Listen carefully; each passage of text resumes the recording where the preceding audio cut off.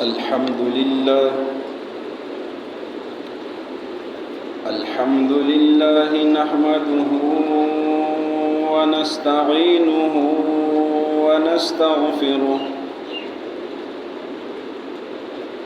ونؤمن به ونتوكل عليه ونعوذ بالله من شرور أنفسنا ومن سيئات أعمالنا من يهده الله فلا مضل له ومن يضلله فلا هادي له ونشهد أن لا إله إلا الله وحده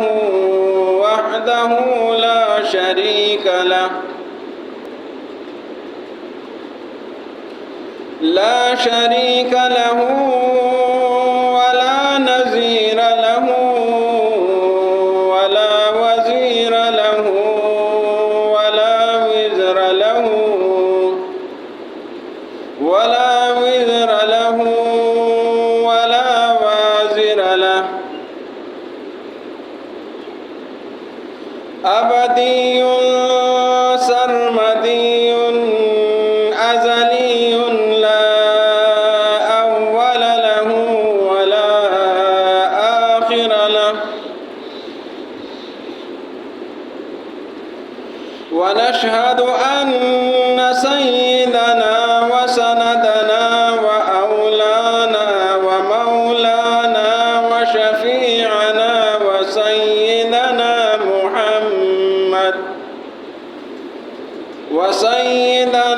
محمدا عبده ورسوله صلى الله عليه وعلى آله وأصحابه وأزواجه وذريته وأهل بيته أجمعين. أما بعد فأعوذ بالله من الشيطان الرجيم. بسم الله الرحمن الرحيم. الذين آمنوا وتطمئن قلوبهم بذكر الله ألا بذكر الله تطمئن القلوب. الذين آمنوا وعملوا الصالحات طوبى لهم وحسن مآب. وقال النبي صلى الله عليه وسلم: لو كان لابن آدم واديان من مال لابتغى ثالثا ولا يملأ جوف ابن آدم إلا التراب. صدق الله العظيم وصدق رسوله النبي الكريم. मुअज़्ज़ज़ सामीन, मैंने आपके सामने अल्लाह रब्बुल इज़्ज़त की किताब मुक़द्दस से सूरत ar-रअद की 2 आयतें तिलावत की हैं और जनाब नबी करीम सल्लल्लाहु अलैहि वसल्लम के फ़रामीन मुक़द्दस में से एक हदीस पेश की है। आज के मौजू का उन्वान है ज़िंदगी में इत्मीनान और खुशहाली कैसे लाए। ज़िंदगी में सुकून, इत्मीनान, खुशहाली ये कैसे हम पैदा कर सकें। इस दुनिया में अगर हम थोड़ा सा गौर व फिक्र करें, हर आदमी, हर शख्स وہ سکون کی تلاش میں ہے، اطمینان کی تلاش میں ہے، خوشحالی کی تلاش میں ہے۔ اگر آپ کسی سے سوال کریں، کسی سے پوچھیں کہ آپ مزدوری کر رہے ہیں، دیہڑی لگا رہے ہیں، یہ اینٹیں اٹھا رہے ہیں، سیمنٹ اٹھا رہے ہیں، یہ محنت کر رہے ہیں، یہ کیوں کر رہے ہیں؟ وہ لازمی طور پر جواب دے گا اس لیے کہ میں دیہڑی لگاؤں، مجھے پیسے ملیں اور ان پیسوں کو میں اپنی خوشحالی کے لیے ایک ذریعہ بناؤں۔ اگر آپ کسی زمیندار سے پوچھیں کہ آپ یہ زمیندارہ کیوں کر رہے ہیں، اتنے محنت کیوں کر رہے ہیں، اتنے مشقت کیوں کر رہے ہیں، تو آپ کو یہی جواب دے گا کہ یہ میں اس لیے کر رہا ہوں تاکہ اس کے بعد اس کا جو پل ہے وہ مجھے ملے، اناج مجھے ملے، اور اس کے ذریعے سے میں اپنے آپ کو اور اپنے بچوں کو پالوں اور زندگی سکون کے ساتھ گزاروں۔ اگر کسی تاجر سے آپ پوچھیں کہ بھائی آپ صبح دکان میں جاتے ہیں اور رات تک لوگوں کے ساتھ ڈیل کرتے ہیں، کوئی اچھا کہتا ہے، کوئی برا کہتا ہے، مختلف مزاج کے لوگ آتے ہیں، یہ سارا دن آپ برداشت کرتے ہیں، کس لیے کرتے ہیں؟ اس نے بھی یہی جواب دینا ہے، تاکہ میں مال کماؤں اور اس کے ذریعے سے مجھے سکون ملے۔ اگر آپ ملازم سے پوچھیں، وہ بھی یہی جواب دیتا ہے کہ میں مسافری برداشت کر رہا ہوں، میں نوکری کر رہا ہوں، اپنے حاکموں کی بات مان رہا ہوں، یہ سب کچھ کر رہا ہوں اس لیے کہ مجھے مال ملے، تنخواہ ملے اور میں سکون میں رہوں، میرے اہل و عیال سکون میں رہیں۔ سب کا یہی جواب ہوگا۔ اگر آپ ایک جانور پالنے والے سے پوچھیں کہ بھائی آپ اتنے جانور پالتے ہیں، ان کے ساتھ بڑی محنت کرتے ہیں، ان کے لیے چارہ لاتے ہیں، یہ سب کچھ کرتے ہیں، کیوں کرتے ہیں؟ اس کا بھی یہی جواب ہے۔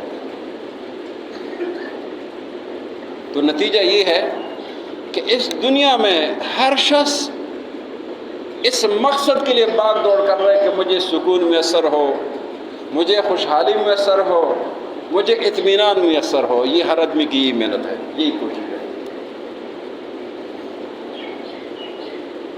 اور ہر آدمی کے ذہن میں اطمینان اور سکون کے لیے علیحدہ ایک معیار ہے۔ ہر آدمی کے ذہن میں اپنا اپنا معیار ہے۔ کوئی کہتا ہے کہ میرے پاس مال کی کثرت ہو، زیادہ مال آ جائے، بہت زیادہ مال آ جائے، اور بس مجھے کچھ کرنا نہ پڑے، اس مال کے ذریعے سے میں نوکر بھی رکھوں، میں ملازم رکھوں، اور وہ میرے لیے کام کریں، میں سکون سے رہوں۔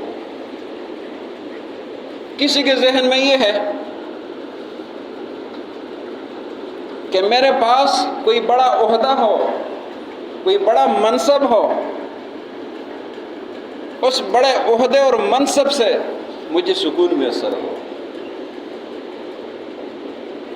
کسی کے ذہن میں یہ ہے کہ میں حکمران بن جاؤں، میں حاکم وقت بن جاؤں، اور میں لوگوں کو آرڈر کرتا جاؤں، میں خود سکون سے رہوں۔ یہ ہر کسی کے اپنے اپنے دماغ کی بات ہے۔ جو آیت مبارکہ میں نے آپ کے سامنے تلاوت کی ہے، اس آیت مبارکہ میں اللہ رب العزت نے اطمینان اور سکون کا ذریعہ بتایا ہے، راستہ بتایا ہے، طریقہ بتایا ہے۔ فرمایا الذین آمنوا، وہ لوگ جو ایمان لائے ہیں، وَتَطْمَئِنُّ قُلُوبُهُمْ بِذِكْرِ اللَّهِ، اور ان کا دل اللہ کے ذکر کے ساتھ، اللہ کی یاد کے ساتھ مطمئن ہو گئے۔ فرمایا الا بذکر اللہ تطمئن القلوب، کہ لوگوں خبردار، دلوں کا اطمینان، دلوں کا سکون، دلوں کی خوشی، دلوں کی راحت وہ اللہ کے یاد میں ہے، اللہ کے حکم میں، اللہ کے حکم کے بغیر کسی چیز میں نہیں ہے۔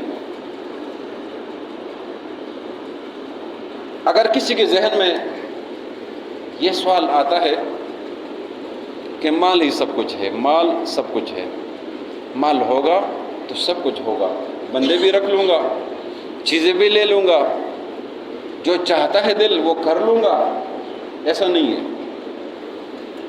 مال بھی اللہ کے حکم کا محتاج ہے۔ اگر کسی کے ذہن میں یہ سوال ہے کہ میں حکمران بن گیا، میں آرڈر دوں گا اور میرے آرڈر سے سب کچھ ہوگا، مجھے سکون ہوگا، تو ایسا نہیں ہے۔ حکمرانی بھی اللہ کے حکم کے محتاج ہے۔ اللہ چاہے تو حکمرانی دے دے، اللہ چاہے تو حکمرانی لے لے اور جیل میں ڈال دے۔ اللہ چاہے تو حکمرانی لے لے اور پھانسی پہ چڑھا دے۔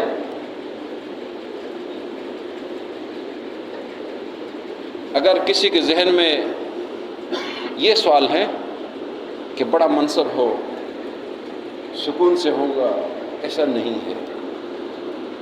سکون اور اطمینان صرف اللہ کے حکم میں ہے۔ یہ مثالیں قرآن میں موجود ہے، تاریخ میں موجود ہے، ہمارے سامنے موجود ہے، ماضی قریب میں ہے، ماضی بعید میں ہے، پرانے زمانے میں ہے، آج کے وقت میں ہے، یہ بار بار مثالیں آ رہی ہیں۔ صرف سمجھ کی بات ہے کہ سمجھنا کیا ہے، زندگی میں سکون اطمینان کیسے لانا ہے، سکون اطمینان کے طریقے کیا ہے، وہ اللہ نے بتا دیا، ایک ہی آیت میں بتا دیا۔ فرمایا الذین آمنوا وتطمئن قلوبهم بذکر اللہ، وہ لوگ جو ایمان لائے ہیں اپنے دلوں کو اللہ کے ذکر کے ساتھ مطمئن کر دیں۔ الا بذکر اللہ تطمئن القلوب، خبردار دلوں کا اطمینان اللہ کے ذکر میں ہے۔ یہ بات تو بہت آسان ہے، لیکن اس بات کو سمجھنے کے لیے دماغ میں یہ بات ڈالنی چاہیے، اس بات کو دماغ میں جگہ دینی ہوگی، اس بات کو دل میں جگہ دینی ہوگی۔ اس لیے کہ ہمارے سامنے تو دنیا ہے، ہمارے سامنے تو یہ چیزیں ہیں، ہم نے تو فوراً سوال اٹھانا ہے کہ مزدوری تو میں نے کرنی ہے، نوکری تو میں نے کرنی ہے، زمینداری میں نے کرنی ہے، یہ سارا کام تو میں نے کرنا ہے۔ یہ ہمارے ذہنوں میں سوال آتا ہے۔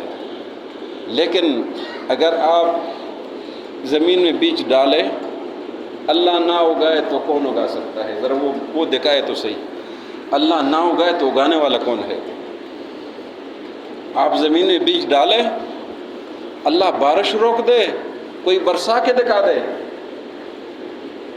آپ کا فصل پک گیا، خوبصورت فصل پک گیا، پہنچ گیا، اللہ بارش برسائے نہ روکے تو کوئی روکنے والا دکھا دے دے۔ یہ حال ہی کا واقعہ ہے۔ سب کچھ اللہ نے جب روک دیا، ذمہ دار خوش ہو گئے، اپنے کام شروع کر دیے۔ یہ نظام اللہ کے پاس ہے، کام آپ کرے، حوالے اس کے کر دے، دکان آپ ڈالے، حوالے رب کے کر دیں، زمین میں کام آپ کرے، حوالے رب کے کر دیں، جانور آپ پالے، حوالے رب کے کر دے۔ رب مولا یہ میں نے پال لیے، تیرا حکم ہے، میں نے حرکت کر دی، اب برکت تو اس میں ڈال دے۔ برکت اس کی طرف سے ہے، کام اس نے چلانا ہے، یہ نظام اس نے چلانا ہے، اس نے کیسے چیزوں کو بنانا ہے، کیسے تکمیل تک پہنچانا ہے، یہ اسی کا کام ہے۔ یہ کام ہمارے ذمہ نہیں ہے، یہ کام وہ رب کے ذمہ ہے، اور اس کام کو سمجھنا ہے۔ دنیا میں زندگی ہم گزارتے ہیں تو اس زندگی میں سکون کیسے آئے گا، اس زندگی میں اطمینان کیسے آئے گا، یہ دین نے ہمیں یہ اصول بتا دیا ہے، بہت خوبصورت اصول بتا دیا ہے۔ سب سے پہلے نمبر پر اللہ کا شکر ادا کرنا ہے، سب سے پہلے نمبر پر اللہ کا شکر ادا کرنا ہے۔ اللہ نے فرمایا فاذکرونی اذکرکم واشکروا لی ولا تکفرون، اے میرے بندو مجھے یاد کیا کرے، میرا ذکر کر لیا کرے، مجھ سے مدد مانگ لیا کرے، میری بڑائی بیان کر دیا کرے۔ فرمایا واشکروا لی، میرا شکر ادا کرے، ولا تکفرون، اور میری ناشکری نہ کرے۔ اب انسان ہر حال میں شکر کرے، جس کو اللہ نے جو کچھ بھی دیا ہے اس پر اللہ کا شکر ادا کرے۔ اور جب انسان اللہ کا شکر ادا کرتا ہے تو اللہ رب العزت اس شکر کی وجہ سے اس کے مال میں، اس کی جوانی میں، اس کی عمر میں، اس کی ذات میں، اس کی اولاد میں، اس کے گھر میں خیر و برکت ڈالتا ہے۔ ہر حال میں اللہ کا شکر ادا کرنا ہے، جس حال میں بھی اللہ نے رکھے اس حال میں اللہ کا شکر ادا کرنا ہے۔ اگر اللہ نے آپ کو دنیاوی مال اسباب اور ذرائع دیے ہیں تو اس پر اللہ کا شکر ادا کرے۔ اللہ تیرا شکر ہے، تو نے مجھے ساری چیز عطا کی ہے۔ اگر اللہ نے زیادہ فراوانی نہیں دی ہے، ضرورت کے حساب سے، قناعت کے حساب سے دیا ہے، تب بھی اللہ کا شکر ادا کرے۔ اللہ تیرا شکر ہے، جو کچھ بھی تو نے مجھے عطا کیا اس پر تیرا شکر ہے۔ اگر اللہ نے غربت میں رکھا ہے تب بھی اللہ کا شکر ادا کرے۔ انسان کی جو یہ زندگی ہے یہ دو چیز سے مرکب ہے، خوشی سے اور غم سے۔ کبھی خوشی آتی ہے، کبھی غم آ جاتا ہے، کبھی پریشانی آ جاتی ہے، کبھی خوشحالی آ جاتی ہے۔ ایک حال میں انسان نہیں رہتا، نہ اللہ اس کو ایک حال میں رکھتا ہے، کسی کو بھی اللہ ایک حال میں نہیں رکھتا، یہ حالات اللہ تبدیل کرتا ہے۔ اللہ نے فرمایا وَتِلْكَ الْأَيَّامُ نُدَاوِلُهَا بَيْنَ النَّاسِ، یہ حالات ہے، یہ ہم تبدیل کرتے رہتے ہیں۔ دنیا میں ایسے لوگ بھی ہم نے دیکھے ہیں کہ جن کا اپنا گھر بھی نہیں تھا، رہنے کے لیے اپنا گھر بھی نہیں تھا، آج ہم نے ان لوگوں کو دیکھا ہے کہ اللہ نے ان کو بڑی بڑی جائیدادیں دی ہے، بڑے بڑے بنگلے عطا کر دیے۔ یہ رب کا دین ہے، کس طرح دیتا ہے اسی کی مرضی ہے۔ اور دنیا میں ایسے بھی دیکھے ہیں کہ بڑے بڑے صاحب جائیداد، بڑے بڑے صاحب منصب، بڑے بڑے بنگلوں والے، بڑے بڑے عہدوں والے، آج ان کے پاس کچھ نہیں ہے۔ اس لیے ہر حال میں اللہ کا شکر ادا کرنا چاہیے۔ نبی صلی اللہ علیہ وسلم جب کسی اچھی چیز کو دیکھ لیتے تھے تو فرماتے تھے الحمدللہ، تمام تعریفیں اس اللہ کے لیے، تتم الصالحات بنعمتہ، کہ اللہ اپنی نعمتوں کو صالحات اور اچھے طریقے سے تکمیل تک پہنچا دیتا ہے، کہ اللہ کا شکر ہے کہ اللہ نے مجھے عطا کر دیا ہے۔ اور اگر کسی ناگوار کیفیت سے گزرتے، کوئی ناگواری دیکھتے تو فرماتے ہیں الحمدللہ علی کل حال، اللہ کا شکر ہے ہر حال میں، ہر حال میں، اس ناگواری میں بھی اللہ کا شکر ہے۔ یہ تعلیمات ہے، یہ ہمیں شریعت نے بتایا ہے، یہ ہمیں شریعت نے یہ اصول بتایا ہے۔ ہمیں سب سے پہلے فرصت میں شکر ادا کرنا چاہیے، اس کے ساتھ ساتھ صبر بھی کرنا چاہیے۔ یہ دینی اصول ہے، یہ دینی قواعد ہے، یہ دین نے ہمیں درس دیا ہے۔ اور اللہ کا فرمان ہے وَاسْتَعِينُوا بِالصَّبْرِ وَالصَّلَاةِ، اللہ سے مدد مانگو صبر کے ساتھ اور نماز کے ساتھ۔ کوئی پریشانی آ جائے تو صبر کرے، کوئی مصیبت آ جائے تو صبر کرے، کوئی آگے سے لڑائی کرے تو صبر کرے، کوئی برا بلا کہے تو صبر کرے، کوئی گالی دے تو صبر کرے۔ اگر آپ کا حق آپ سے کوئی چینتا ہے، آپ کا بھائی ہے، آپ کا پڑوسی ہے، آپ کے ساتھ کام کرنے والا ہے، یہی لوگ حق چیننے والے ہیں، اگر آپ کا حق چینتے ہیں تو آپ صبر کریں۔ اللہ نے فرمایا وَاسْتَعِينُوا بِالصَّبْرِ، صبر کے ساتھ اللہ سے مدد مانگو، صبر کے ساتھ، اس لیے کہ اللہ کی لاٹھی بے آواز ہے۔ صبر کے ذریعے سے جو اللہ اس کو بدلہ دیتے ہیں، اس سے اللہ لیتا ہے، اس کا صلہ بہت عظیم ہے، اس کا صلہ بہت بڑا ہے۔ اس لیے اللہ نے فرمایا وَاسْتَعِينُوا بِالصَّبْرِ وَالصَّلَاةِ، اللہ سے صبر کے ساتھ اور نماز کے ذریعے سے اللہ سے مدد مانگو۔ آگے سے گالی نہ دے، آگے سے لڑائی نہ کرے، آگے سے ماحول نہ خراب کرے، آپ صبر کریں۔ اور صبر اسی چیز کا نام ہے کہ آپ کا بس بھی چلتا ہے، آپ کے پاس طاقت بھی ہے، آپ پوچھ بھی سکتے ہیں، آپ لڑ بھی سکتے ہیں، آپ چین بھی سکتے ہیں، لیکن صبر نام اسی چیز کا ہے کہ اپنے اوپر مجبوری کرے، اپنے آپ کو مجبور کرے، اپنے اوپر کنٹرول کرے، اسی چیز کو صبر کہتے ہیں۔ فرمایا وَاسْتَعِينُوا بِالصَّبْرِ، اللہ کے ساتھ اللہ سے مدد مانگو صبر کے ساتھ، وَالصَّلَاةِ، نماز کے ذریعے سے۔ اگر کوئی پریشانی آ جائے تو وضو کر لے اور کھڑے ہو جائے، نماز شروع کر دے، اللہ سے ہم کلام ہو جائے، اللہ سے سوال کرے، اللہ میری پریشانی ہے لیکن یہ پریشانی تیرے عنایت کے سامنے کچھ بھی نہیں ہے، تیری طاقت کے سامنے کچھ بھی نہیں ہے، اس پریشانی کو دور کر دے۔ پریشانی دور کرنے والا تو اللہ ہے۔ اسباب کے ذریعے سے اگر اللہ پر بھروسہ نہیں ہے تو آپ نہیں دور کر سکتے، کیونکہ اسباب بھی اللہ کے حکم کے تابع ہے۔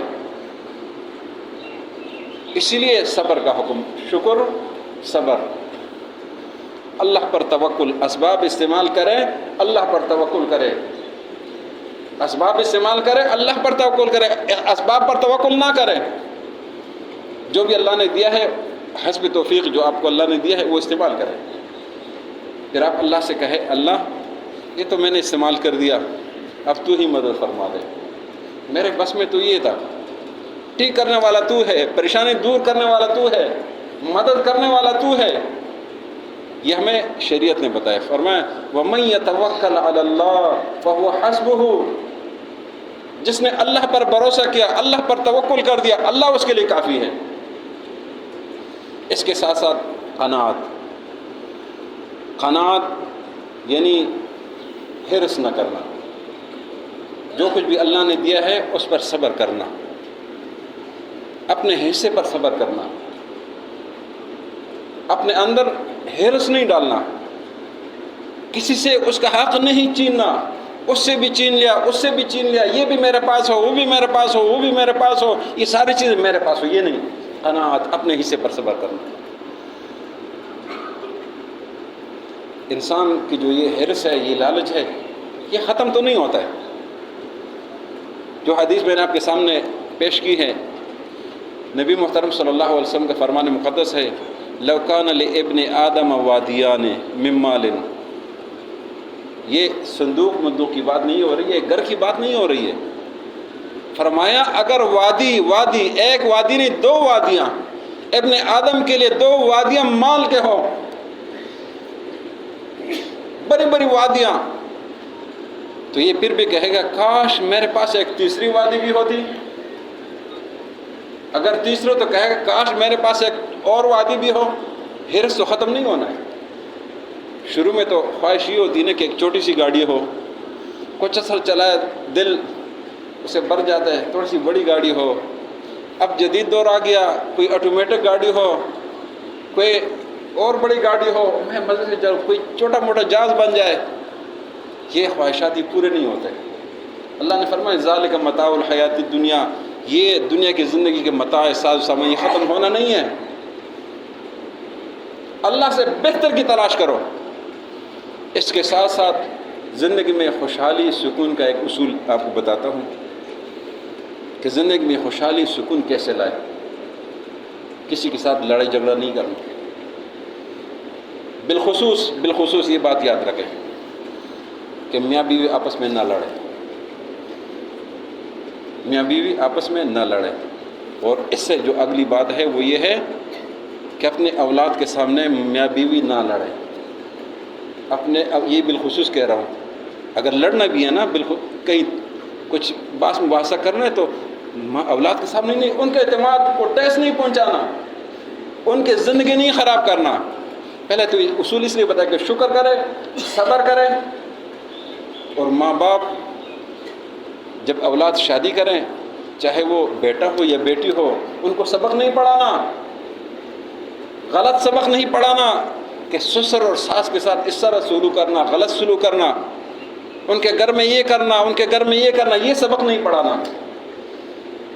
بیٹی بھی جائے تو اس کو یہ نہیں پڑھانا کہ آگے کام نہیں کرنا، اس کو صبر اور شکر کا درس دینا ہے. ہر چیز میں صبر و شکر. اگر کسی کی اہلیہ پڑھی لکھی ہے تب بھی شکر کرے، کسی کی نہیں ہے پڑھی لکھی نہیں تب بھی شکر کرے. اگر وہ پڑھائی کے حوالے سے کمزور ہوگی تو آپ کو اور بہت سارا فائدہ دے دے گی. ہر حال میں شکر کرنا ہے. ایک دوسرے کے ساتھ الجھنا نہیں ہے، لڑائیاں نہیں کرنی ہے، بحث مباحثہ نہیں کرنا ہے. اگر کوئی لڑائی کا ماحول بن جائے، مرد گھر چھوڑ دے، باہر نکل جائے نا، گھر چھوڑ دے، باہر نکل جائے، کچھ نہیں ہوتا ہے. آپ کی عزت نفس میں کوئی کمی نہیں آئے گی. اس لیے کہ آپ لڑیں گے، لڑائی کو بڑھائیں گے اور کوئی چیز ماریں گے تو کل آپ ہی پچھتائیں گے، کوئی نقصان کریں گے تو آپ ہی پچھتائیں گے. اپنے بچوں کی زندگی مت خراب کرے، اپنی زندگی مت خراب کرے. یہی ہمیں دین نے یہی سکون دیا ہے، یہی اطمینان کا سبق دیا ہے کہ ہر حال میں صبر کرے، ہر حال میں شکر کرے، قناعت کرے، ایک دوسرے کی عزت اور احترام کرے. تب زندگی میں اطمینان، خوشی اور سکون آتا ہے.